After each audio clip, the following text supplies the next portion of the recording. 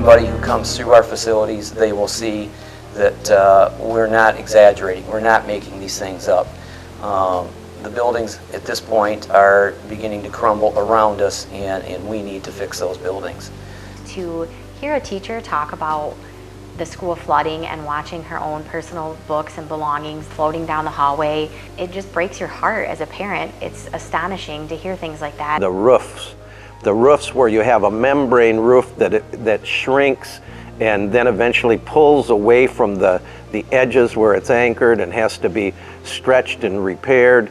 The roof sump wouldn't handle the water as quick as it would come off the roofs, and it would come gushing out under the baseboards into the classroom. And one room in particular, it became so bad that eventually our maintenance people broke the concrete out of the corner of the room and put basically a sump pump in that corner. Having a sump pump that's in the middle of the floor that has to pump water out of a classroom that we're currently using to teach a class are issues that we just cannot live with anymore. I've been told that our high school roof at this point right now has very limited time on it, very limited left. The seams on the edge are pulling back from the edge of the walls coming back this way.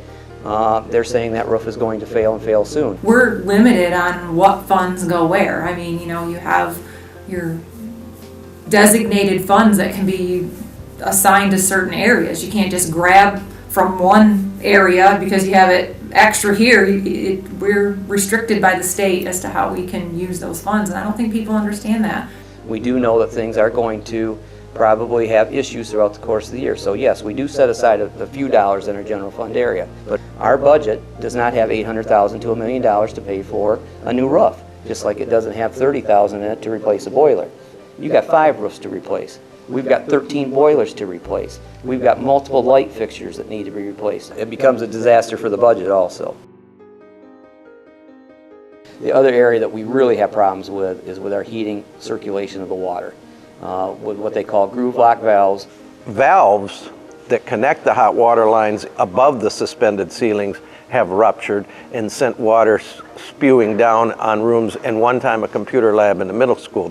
And we have hundreds of those throughout the course, at least the middle school and portions of the high school. In our cafeteria, those lines ruptured, sending that hot water cascading down through the ceiling, through the light fixtures, onto the floor. We've also had issues where those same overhead units in the high school, on 2 occasions about a decade ago, ruptured in computer labs and sent sprays of steamy water all over our 2 computer labs.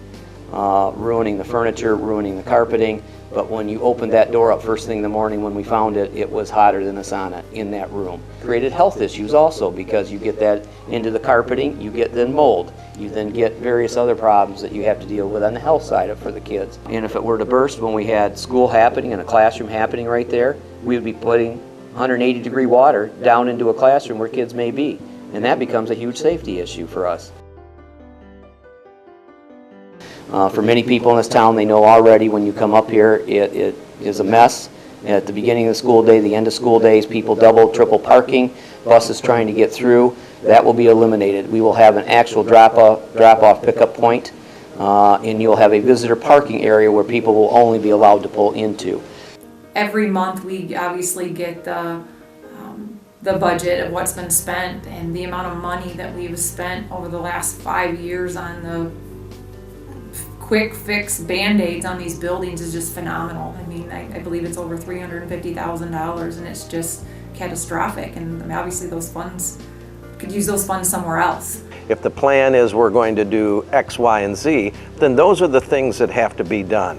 The money cannot, by law, be used for salaries. For example, if somebody said, you know, what we really could use is another position, another custodian, another teacher, another principal. No, that money cannot be used for that purpose. 100%, it has to be used for the intended purpose. If something breaks, you got to fix it, so therefore we go without in other areas. Learning about all of the issues that you just don't see every day when you walk into our schools, when you're dropping your child off and picking them up, learning about those underlying problems that are huge barriers to overcome without this millage. It's just totally shocking and unacceptable, and it shouldn't be happening.